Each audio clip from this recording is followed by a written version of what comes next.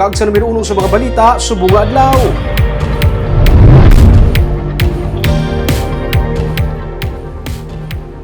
Mga nagtuhaw nga beautification project sa Lunardia Administration antes matapos ang termino ni Mayor Evelio Lunardia, wala ginhingagaw sunod sa City Engineer's Office. May report si Nico Delfin.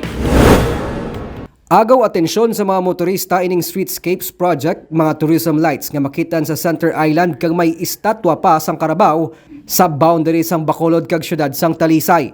May mga netizens nga natingala kun nga gulpi lang ini nagtuhaw karon nga manogbiya na sa pwesto si outgoing Mayor Evelio Lunardia. May tourism lights man sa nga style, no? Opo, dyan na.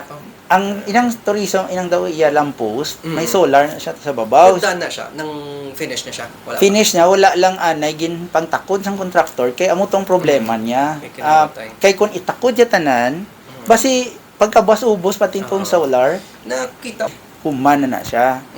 Ang problem gid nga ginaano sang kontraktor is ang ginakawat. Ang pating tanom, Patag ni Acting City Engineer Loben Rafael Cibalios, 2021 pa sang nasugda ng mga beautification project nga ginpunduhan sang Department of Budget and Management paagi sa Local Government Support Fund Assistance to cities. Isa diri ang Zen Garden sa likod sa Bacolod City Government Center nga malawig nga ginbuksan sa publiko.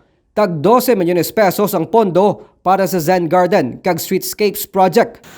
inada na uli-ulihi lang siya, hindi gid bala dungan-dungan pero the same batch bala sila.